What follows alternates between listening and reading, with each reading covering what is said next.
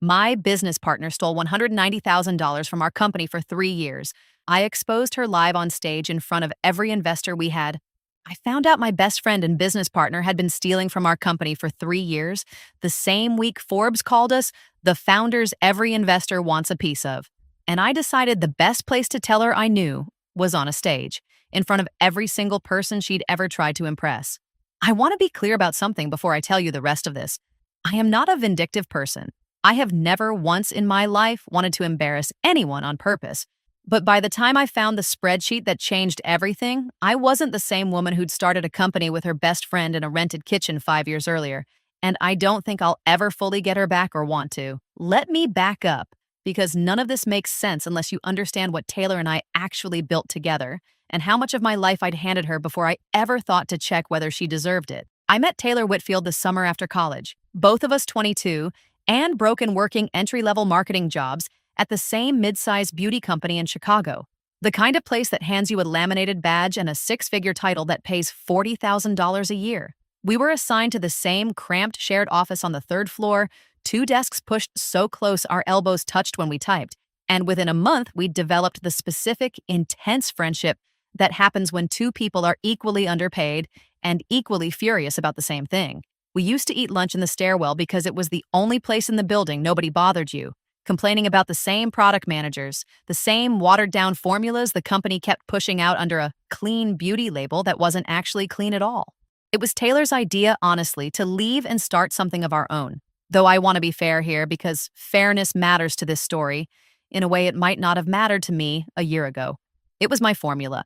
I'd been experimenting on nights and weekends with a face oil using ingredients I'd researched obsessively after my own skin fell apart from stress during a brutal quarter. And Taylor was the one who tasted my rough draft of a business plan and said flatly, over cheap wine in her studio apartment, "This is actually good. This could actually be a real thing." I laughed at her. She didn't laugh back.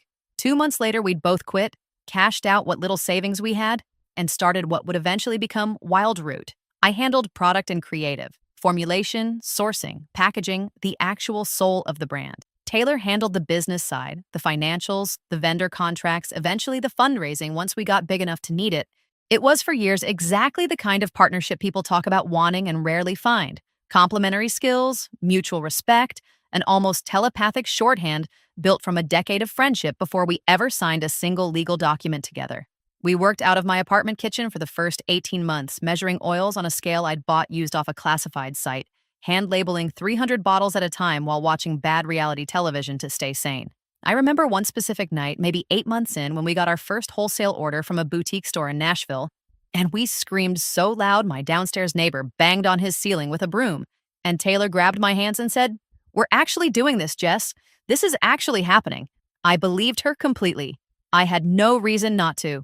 By year 3, we'd moved into an actual warehouse space, hired our first 4 employees, and started getting the kind of press attention that changes a small brand's trajectory almost overnight. A feature in a national magazine, a mention from a mid-tier influencer that sent our site crashing for 6 hours. Taylor built out the operational backbone of the company almost entirely on her own during that stretch, and I trusted her with it completely, in the specific, uncomplicated way you trust someone who's been in the stairwell with you eating a sad sandwich while you both complained about the same terrible boss. She handled our banking relationships, our vendor negotiations, eventually our books once we outgrew doing them ourselves. I signed what she put in front of me. I want to say that plainly because it matters for what comes later. I signed what she put in front of me because in 5 years, she had never once given me a reason not to. We hired a bookkeeper in year 4, a quiet, meticulous man named Daniel who Taylor had found through a referral from her cousin.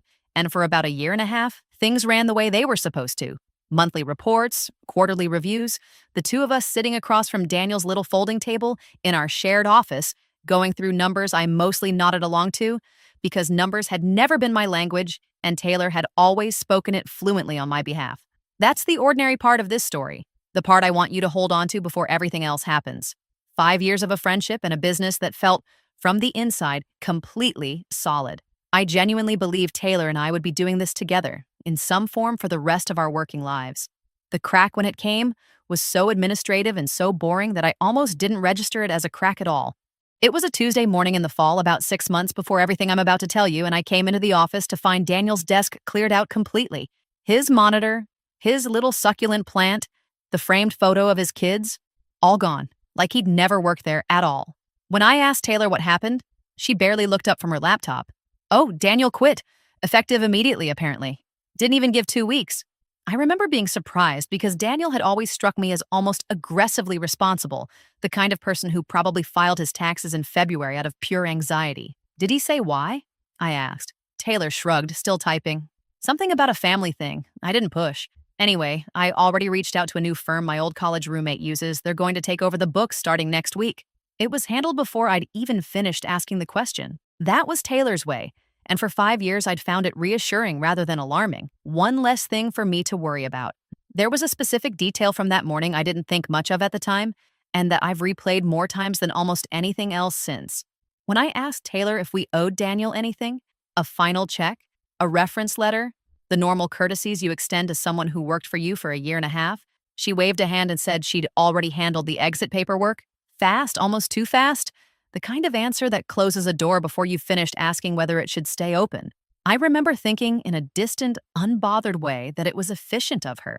Efficient was the word I used for a lot of things Taylor did during those years, right up until I learned to call it something else. I want to be honest about something because I think it matters for anyone listening who's ever had a business partner, a roommate, a sibling, anyone who's ever handled the parts of your life you didn't have the bandwidth for. I didn't think about Daniel's abrupt exit again for almost 2 months. I was buried in a product reformulation that was eating every hour I had.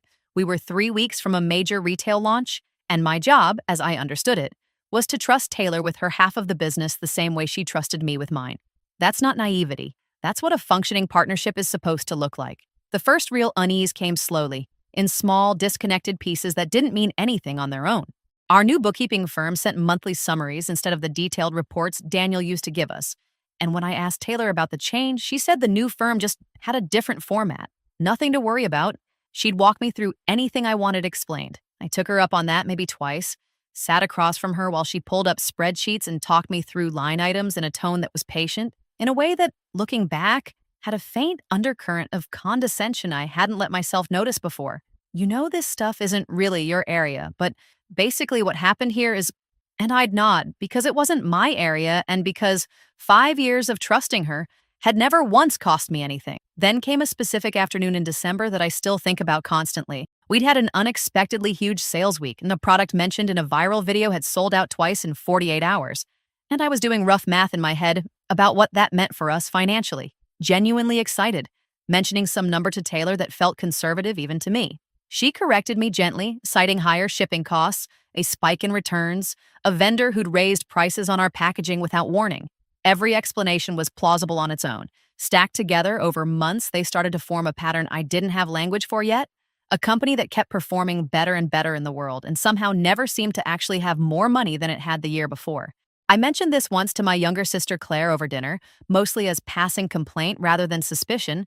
It's just weird. We're doing so well and it never actually feels like it in the numbers. And Claire, who'd become an auditor 2 years earlier at a firm downtown and had the specific occupational habit of asking uncomfortable questions other people didn't think to ask, went quiet in a way that made me immediately regret bringing it up. Weird how? She asked. I told her I didn't really know, that it was probably nothing, that Taylor handled all of it and always had good explanations. Claire didn't push that night, but she texted me 2 days later, just one line. Would you ever want me to just look at your books, no big deal, purely as a favor? I didn't answer for almost a week. I want to tell you honestly what was happening in my head during that week, because I think it's the part of this story most people skip when they tell it. The part where you actively choose not to look, not because you're stupid, but because looking feels like a betrayal of its own kind. Taylor wasn't just my business partner. She was the person who'd sat with me in a hospital waiting room the night my father had a heart scare 2 years earlier. She was the maid of honor at my cousin's wedding, standing next to me in matching bridesmaid dresses, laughing about the terrible DJ. Letting my sister quietly audit our books behind her back felt like an accusation I hadn't earned the right to make, based on nothing but a bad feeling and some rounding I couldn't quite explain. I said yes anyway, eventually, mostly because the alternative, sitting with that unease, indefinitely saying nothing, doing nothing, had started to feel worse than the discomfort of checking. Claire and I set up what became, in hindsight, a strange kind of undercover operation between two sisters who'd previously only ever conspired about what to get our mom for her birthday. I started forwarding Claire anything I had legitimate access to as a co-owner: bank statement summaries, vendor invoices I could pull from my own email, the annual reports Taylor circulated to both of us. Claire worked through it in the evenings after her actual job, unpaid, calling me some nights just to say, "Still nothing concrete, don't panic yet," which was somehow both reassuring and the exact opposite of reassuring at the same time. Claire and I developed our own version of a test during that stretch, something that felt uncomfortably close to spying no matter how many times I told myself it was just due diligence. I asked Taylor casually over coffee one morning whether we could afford to bring on a part-time social media hire we'd been discussing for months. Someone to help with the content load that had been quietly crushing me for over a year. Taylor sighed, rubbed her temples in the specific way she did when delivering bad financial news, and told me it just wasn't the right time, that our margins were tighter than they looked from the outside, that we needed to be careful about headcount until we saw how the next quarter shook out.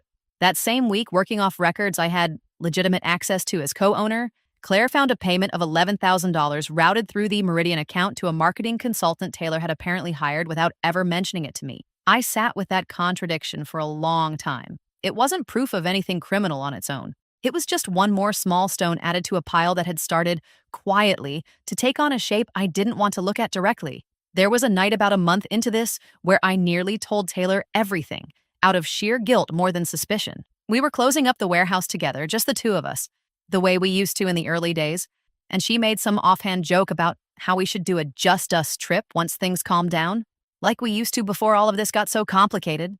And something about the warmth in her voice, the easy familiarity of 9 years of friendship, made me want to blurt out the whole thing. Claire, the spreadsheets, the strange discomfort I couldn't shake. I actually opened my mouth. What came out instead was, "Yeah, I'd love that." I've replayed that moment more times than I can count, wondering what would have happened if I'd said the true thing instead. There was another night, worse than that one, where I nearly told Claire to stop entirely. I called her, frustrated and a little ashamed of myself, and said something close to, "I think I've turned into a paranoid person. I think 5 years of being tired has made me suspicious of the one person who's never once let me down, and I hate what this is turning me into." Claire let me say all of it without interrupting, and then asked one quiet question. "Has she actually never let you down? Or have you just never checked before?" I didn't have an answer. That silence sat between us for a long time. The turn came on a Thursday evening in February, 8 months before I'm telling you this, when Claire called me sounding different than she had in any of our previous conversations. Not cautious anymore, not hedging. "I need you to come over," she said. "Tonight, if you can." I sat at her kitchen table while she pulled up a spreadsheet she'd built herself, cross-referencing 3 years of bank statements against invoices and deposit records, color-coded the way only an auditor's spare time obsession could be. She walked me through it slowly, and I remember physically feeling my stomach drop somewhere around the fourth line item. There was a vendor listed in our records as Meridian Fulfillment Partners, a packaging and logistics company we supposedly used for overflow shipping during peak seasons, paid a modest but steady monthly retainer for almost 2 years. Claire had looked it up. Meridian Fulfillment Partners had no public business registration under that name in our state. It had, however, an LLC filing under a slightly different name, Meridian Partners Group, registered 18 months earlier with a single listed owner, Taylor Renee Whitfield. I sat there staring at the screen for what felt like a full minute without saying anything. Claire gently kept going. She'd found 4 other transactions, smaller, spread out over almost 3 years, routed through a separate account that didn't appear on any of the reports Taylor had ever shown me directly, transactions that, added together, came to just over $190,000. Money that had, according to every report I'd ever been shown, simply not existed. Money that Taylor had apparently been telling me, month after month, year after year, we didn't have. I want to describe what that felt like because I don't think betrayal fully covers it. It wasn't just the money, though the money was staggering on its own. What was the specific, surgical patience of it? This wasn't one bad decision in a moment of financial panic. This was a system built slowly, maintained carefully across nearly 3 years by someone who had looked me in the eye at every single monthly check-in and explained away my own instincts with a calm, reasonable voice. Someone who had let me believe for years that I simply wasn't smart enough about numbers to understand our own company's finances, when the truth was there had never been anything to understand because she'd made sure the real numbers never reached me at all. I didn't sleep that night. I sat on Claire's couch until almost 4 in the morning, going back through years of memory with this new, ugly lens over all of it. Every time Taylor had gently redirected a financial question, every time she'd said, "Let me handle this side, you focus on what you're good at," which I'd taken for years as generosity, and now understood, possibly as something closer to control. I thought about confronting her the next morning. I thought about it seriously, actually rehearsed what I might say, standing in my bathroom mirror at 6 a.m., exhausted and hollow-eyed. But the same instinct that had stopped me in that parking lot outside my ex's office years earlier, a very different story, one I won't get into here, kicked in again, clearer this time, sharpened by exactly how much was now at stake. If I confronted Taylor privately, she would have time. Time to build a narrative, time to soften it, time to frame it as some kind of misunderstanding about reinvestment strategy or personal loans she'd always intended to pay back. She was good at explanations. She'd had 3 years of practice giving me good explanations for things that, it turned out, had no good explanation at all. I decided not to say anything yet. This is the part of the story where I imagine some of you might disagree with me, and that's fair. But here's what was actually happening in my head during those next several weeks. I wasn't just protecting myself from a bad private conversation. I was protecting a company that 18 people now depended on for their livelihoods. A brand that Claire, working entirely off the books she wasn't paid to look at, had helped me realize was in a far more precarious financial position than either of us had understood, precisely because of what Taylor had been quietly siphoning out of it. If I confronted her quietly and she simply disappeared, took what leverage she had and walked, I could lose the company outright before I'd even had a chance to understand the full scope of the damage. There was one more thing at stake, something bigger than the money that I didn't fully admit to myself until much later. We were, at that exact moment, 8 weeks out from the single biggest event in our company's history, a formal presentation to Bright Peak Capital, a growth stage investment fund that had spent 4 months doing diligence on us and was preparing to lead a funding round that would have valued Wildroot at just over $11 million. The presentation was scheduled for our 5-year anniversary, a full evening event with investors, select press, our entire staff, even some of our earliest wholesale retail partners flown in. Taylor had been the one for weeks most excited about the framing of that night. She'd specifically pitched the idea of opening the presentation with what she called the founder story, the two of us on stage together, telling the story of trust and friendship and building something real from nothing. She'd used that word, trust, in 3 separate planning meetings, entirely unaware that I now knew exactly what her version of trust had actually cost me. So I did something that took every ounce of discipline I've ever had access to in my life. I kept going to work. I kept sitting across from Taylor in planning meetings about the anniversary event, kept nodding along as she workshopped the exact language of that trust narrative she wanted to open the night with. I let her keep believing for 8 more weeks that nothing had changed. Meanwhile, quietly, methodically, Claire and I built a complete forensic record.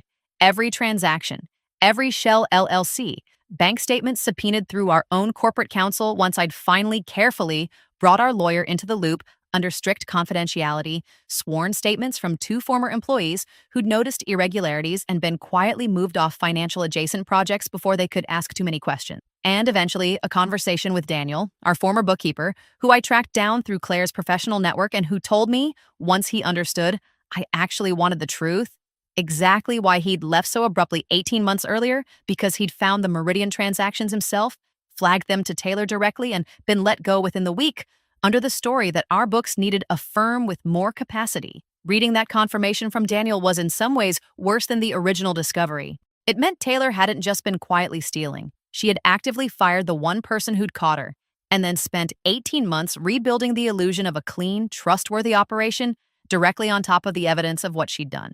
The night before the anniversary event, I barely slept again. Not from indecision this time, but from something closer to grief mixed with adrenaline. The strange cocktail of emotions that comes from knowing you're about to end the most important professional relationship of your life on purpose in public because you've decided there's no version of privacy that would actually deliver the truth intact. Claire stayed at my apartment that night, the two of us going over the presentation one final time, a set of slides I'd built myself in secret over the previous 2 weeks. Working late after Taylor had gone home, financial documentation formatted clean and simple enough that a room full of investors and journalists could understand exactly what they were looking at within seconds. The venue for the anniversary event was a renovated event space downtown, with exposed brick and enormous windows overlooking the river. The kind of space that photographed beautifully for the press coverage we knew this night would generate one way or another. 240 guests, investors from Bright Peak and two smaller funds who'd expressed interest, journalists from three trade publications, and one national business outlet, our full staff of 18, our earliest retail partners, even my parents who'd flown in for what they believed was simply a proud, celebratory night for their daughter's company. Taylor's parents were there too. I remember making brief, normal small talk with her mother near the check-in table and feeling something cold and strange settle in my stomach at how easily I was still able to smile. The evening opened exactly the way Taylor had planned it, months earlier, back when she believed she still controlled the entire narrative. Soft lighting, a short recap video of the company's first 5 years playing on a large screen behind the stage, grainy footage of the two of us in my old kitchen, measuring oils, laughing at nothing. Then Taylor walked out to warm applause, microphone in hand, radiant in a way that, if I'm honest, made the whole thing feel almost unbearably surreal. Watching someone perform sincerity this completely while sitting on nearly $200,000 she'd taken from a company she claimed to have built out of friendship. 5 years ago, she began, Jessica and I sat in a kitchen with a scale we bought used off Craigslist, and we made a decision that changed both of our lives. And I want to talk tonight about what actually made that decision work, because it wasn't the product, as incredible as it is. It was trust. It was two people who believed in each other completely, who never once had to second guess whether the other one had their back. I let her finish that sentence. I want that on the record because I've thought a lot about the version of me that might have interrupted her mid-word, and I decided, standing in the wings with a small clicker in my hand controlling the screen behind her, that I wanted every syllable of trust to land fully in that room before I said anything at all. Then I walked out onto the stage. Taylor's smile faltered for exactly a second before she recovered it, assuming, I think, that I was simply arriving early for our planned joint segment. And here she is, she said into the microphone, gesturing toward me with the easy warmth of 5 years of rehearsed partnership. I walked up beside her, took the second microphone that had been set on a stand for my part of the presentation, and I didn't reach for it the way she expected. Taylor's right that trust is what built this company, I said, my voice steadier than I expected it to be. I actually want to talk about that too, because for the last 3 years, while Taylor was telling all of you and telling me that this company barely had room to grow, she was quietly moving company funds into an LLC she personally owns called Meridian Partners Group. The room did not laugh, the way it might have if this had landed as some kind of joke. It went utterly silent, the specific silence of 240 people simultaneously recalibrating what kind of night they were actually at. Taylor's face changed in a way I'd genuinely never seen in 9 years of friendship. Not anger yet, just a kind of frozen, blank shock. The look of someone watching a wall they'd spent years building suddenly develop a crack they couldn't patch fast enough. Jess, what are you? She started, low, trying to keep it between us, even though both of our microphones were live. I have documentation, I said, and I clicked the remote in my hand. The screen behind us, which had been cued all evening to switch from the celebratory highlight reel to our actual financial slides for the investor presentation, now displayed something else entirely. A single slide, clean and simple, showing the Meridian Partners Group LLC filing, Taylor's name listed clearly as sole owner, next to a timeline of transactions totaling $193,000 over 31 months. A woman near the front, a Bright Peak associate I recognized from our diligence calls, actually stood halfway up out of her chair before catching herself and sitting back down.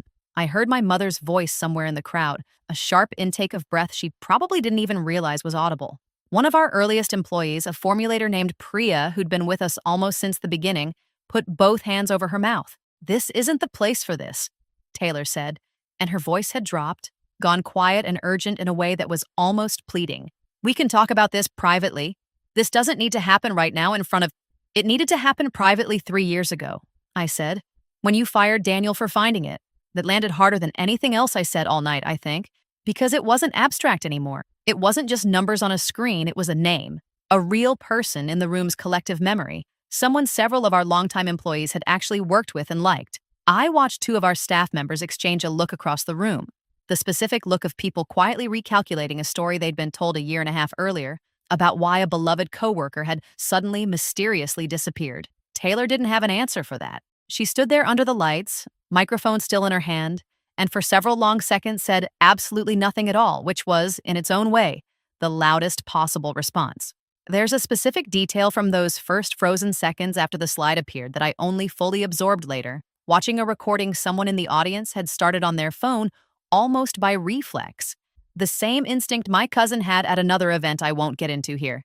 Apparently, some deep human habit of reaching for a camera the moment a room senses it's about to become a story worth telling. In that recording, you can see one of the trade journalists in the second row, a woman I'd spoken to twice before during earlier press outreach, physically stopped typing on her phone for a full 3 seconds, just staring up at the stage before her hands started moving again, twice as fast. You can hear faintly someone near the back say, "Oh my God," under their breath. Not loud, not dramatic, just the specific, quiet exhale of someone realizing they're watching something they'll be asked to retell for years. I'm not going to pretend what happened over the next half hour was orderly. It wasn't. The head of Bright Peak Capital, a measured, careful man named Robert, who I'd worked with closely for months, stood up from his table and asked, in a level voice that somehow cut through the growing murmur of the room, whether the documentation I'd shown was verified and available for their legal team to review immediately. I told him yes, that our corporate counsel had a full packet ready for exactly that purpose that I'd notified him earlier that evening, specifically so this moment wouldn't catch our legal standing unprepared. A journalist near the back was already typing rapidly on her phone, and I understood distantly that whatever happened in this room in the next 20 minutes was going to exist somewhere in print by morning, and I found in that moment that I didn't particularly care. Taylor's father, sitting 3 tables back, stood up and started to move toward the stage, and I watched Taylor's mother grab his arm, not to stop him exactly, but with an expression of such profound, embarrassed devastation that I actually felt a flicker of something like sympathy for them. 2 people who'd flown in expecting to watch their daughter celebrated, now watching her exposed instead. That sympathy didn't extend to Taylor. I want to be honest about that. Whatever complicated grief I carried for the friendship, I didn't feel sorry for her in that moment. I felt, if anything, a strange, clean relief. The specific relief of finally saying something true out loud after years of not knowing you were living inside a lie. Security, quietly summoned by our venue coordinator, once things clearly weren't going to de-escalate on their own, ended up walking Taylor out through a side exit about 20 minutes later. Not in handcuffs, nothing that dramatic, just a firm, practiced hand at her elbow and a low, professional voice telling her it might be best to step outside for some air. She didn't fight it. I think some part of her understood by then that there was nothing left to salvage inside that room. The last thing she said to me before she left, quiet, meant only for me, even though half the room could probably still hear it, was, "I built half of this company." I didn't answer her. I don't think there was an answer that would have mattered to either of us at that point. The rest of the night, understandably, did not go the way anyone had planned it 5 months earlier during the initial event scheduling calls. Robert and his team huddled briefly near the back before Robert himself came and found me, still slightly stunned, near the edge of the stage. He told me plainly that Bright Peak wasn't walking away from Wildroot, but that the terms of any deal would need to be entirely restructured now that a controlling co-founder had been removed under circumstances involving potential fraud, and that his legal team would need full access to everything, starting immediately. I told him that was exactly what I wanted. 2 of the 3 smaller funds in attendance quietly left within the hour, murmuring polite, non-committal things about reassessing timing, which I understood, even in the moment, as a professional way of saying they were no longer interested. I found out later that the 3rd smaller fund actually increased its interest after the fact, telling my lawyer weeks later that watching how I'd handled the disclosure, methodically with documentation without hysteria, had done more to earn their confidence than a clean, uneventful evening ever could have. The days immediately following were a strange blur of legal meetings, staff meetings, and phone calls I never wanted to have to make. I sat down with our full team 2 days later, 18 people who deserved the truth directly from me, rather than through gossip or press coverage, and told them plainly what had happened, what it meant for the company's finances, and what I was doing to stabilize things. I watched Priya, the formulator who'd covered her mouth in shock that night, start crying quietly at the back of the room, not from surprise exactly, but from the specific grief of watching someone you respected turn out to have deceived people you cared about for years. Another employee, one of our warehouse leads, asked me directly whether the company was going to survive. I told him the truth, which was that I didn't know for certain yet, but that I intended to fight for it with everything I had, and that I wouldn't be doing it the way Taylor had, quietly, alone, keeping people in the dark about things that affected their livelihoods. One of the harder conversations in that first week had nothing to do with lawyers or investors at all. A mutual friend from our old office days, a woman named Beth, who'd been close with both of us since before Wildroot existed, called me in tears, caught in the impossible position of loving 2 people who could no longer be in the same room. She asked me gently, whether there was any chance this was some kind of misunderstanding, not because she doubted me, but because she was still, understandably, grieving the version of Taylor she'd known for a decade. I didn't get angry at the question. I sent her the documentation myself, the same slide I'd shown 240 strangers, because I understood that the people who loved Taylor deserved the same clarity the room at that event had gotten, not a softer, secondhand version filtered through my own hurt feelings. Beth called me back 2 days later, quieter, and said only, "I'm so sorry, Jess. I should have asked more questions a long time ago, too." I didn't know what to do with that, except to tell her it wasn't her job to audit my company. It was mine, and I'd finally started doing it. Taylor's lawyer reached out to mine within the week, attempting to negotiate some version of a quiet settlement that would keep the specifics out of any further public record, framed carefully around words like misunderstanding and informal reimbursement structure. My lawyer relayed the offer to me almost apologetically, already predicting my answer. I declined. Not out of vengeance, though I understand if it looked that way from the outside. I declined because I had watched for 3 years what happens when the full truth gets softened into something more comfortable for everyone, except the person who actually got hurt, and I wasn't willing to participate in a smaller version of the same pattern just because it would have been easier. There was one deposition, about 2 months into the legal process, that I still think about more than almost any other moment in this entire ordeal. Taylor and I were in the same room together for the first time since the anniversary event, across a long conference table with our respective lawyers, and for most of the 4 hours she answered questions in a flat, clipped voice that barely resembled the warm, animated person I'd known for 9 years. Near the very end, during a brief recess, she caught my eye across the room, in a moment our lawyers weren't watching closely, and said, quietly, almost too quiet for anyone else to hear, "I never stopped thinking of you as my best friend, even while I was doing it." I didn't respond. I've turned that sentence over more times than I probably should, trying to decide whether it was meant as an apology, an excuse, or simply the most honest thing she'd said to me in 3 years. Maybe all three at once, which is somehow the hardest version to sit with. The legal process that followed took the better part of 5 months, longer and more exhausting than I expected, full of depositions and forensic accounting reviews that put a formal, documented shape to everything Claire had first uncovered on her kitchen table late one February night. Taylor ultimately agreed to a settlement that returned a significant portion of the misappropriated funds and permanently removed her from any ownership stake or role in the company. A settlement I only accepted because our lawyers assured me a full criminal referral, while available to us, would likely take years to resolve and drain resources the company genuinely needed to survive in the near term. I've made peace with that decision, mostly. Some days more than others. Taylor's professional reputation, for what it's worth, did not survive the way our company did. The trade press coverage of that anniversary night spread faster and further than any of us expected. And within the specific, small world of beauty industry founders and investors, her name became attached to the story in a way I understand she has struggled to work around since. I don't take pleasure in that exactly, though I won't pretend I feel nothing about it either. Mostly when I think about her now, I feel the specific, complicated grief of losing a friendship I genuinely believed was one of the most solid relationships in my life, alongside a clear, unclouded understanding that the friendship I believed I had simply wasn't real in the way I needed it to be. It's been 8 months now since that night.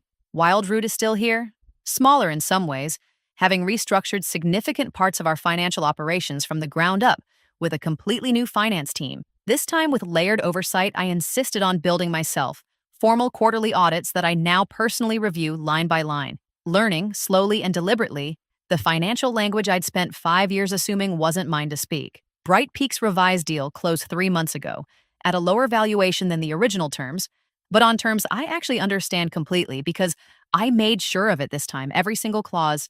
Claire, my sister, became something more to this company than just the person who happened to catch a fraud. She left her firm 2 months ago to become our official head of finance.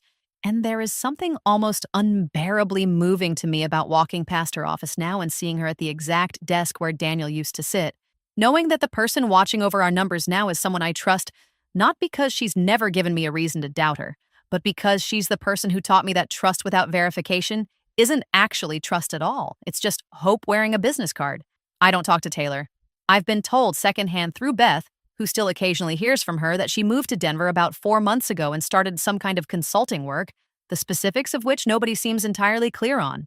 I don't feel curious about it the way I might have expected to. Mostly, I just feel a kind of quiet, settled distance. The particular numbness that comes after a wound has actually finished healing, rather than just scarring over the top of something still broken underneath. There's a version of our old office I still walk past sometimes. The original building where we shared that cramped third-floor space with our elbows touching. And for a long time, I avoided that block entirely, taking a longer route to avoid feeling whatever I thought I'd feel walking by it. A few weeks ago, I finally walked past it on purpose, just to see what would happen. And mostly what I felt was a strange, unexpected tenderness toward the two exhausted 22-year-olds who used to eat lunch in that stairwell, furious about the same underpaid job, dreaming about something neither of them could have fully imagined yet. Not because the dream turned out to be a lie, but because half of it turned out to be true and half of it turned out to be a performance. And I've had to learn how to hold both of those things in the same hand without letting one of them poison the other.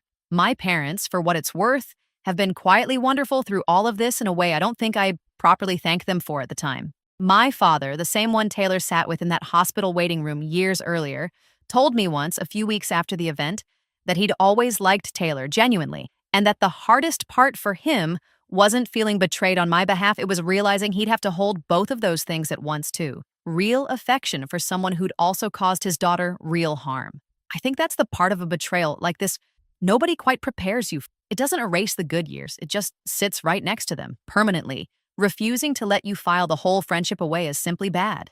I started therapy about 6 months ago, later than I probably should have, and the thing I keep coming back to in those sessions is a question my therapist asked early on, whether I trusted myself less now, after everything, or more. I sat with that question for weeks before I had an honest answer. The truth is, I trust myself more now than I ever did during those 5 years of the easy partnership everyone envied from the outside. Because for 5 years, I mistook comfort for trust and convenience for love, and it took losing almost everything to understand the difference between someone who takes care of you and someone who's simply taking. I picked up a habit somewhere in the last few months that I didn't expect and that I think about as its own quiet proof that I came out the other side of this whole thing intact. Every Friday afternoon now, before anyone leaves for the weekend, I sit down with Claire for 20 minutes, just the two of us, and go through the week's numbers together out loud. Not because anything is wrong, but because I decided a long time ago that I never again wanted to be a person who didn't understand her own company well enough to notice when something didn't add up. It's a small ritual. It costs me 20 minutes. I don't always feel like I have. It has become strangely one of the parts of my week I look forward to the most, not out of anxiety, but out of something closer to pride, the specific, hard-won pride of finally being fluent in the one language I used to hand off to someone else without a second thought. If you've ever built something in a company, a friendship, a family, anything that mattered, with someone you loved enough to stop asking questions, I'm not telling you to become suspicious of everyone close to you. That's not the lesson here, and honestly, that kind of fear would cost you more than it protects. But I will tell you this, the parts of your life that matter most deserve the same clear-eyed attention you'd give a stranger's proposal, not less. Love someone completely. Trust them generously, but keep your own eyes open anyway, because the people capable of hurting you the worst are never strangers. They're the ones standing close enough that you never thought to check.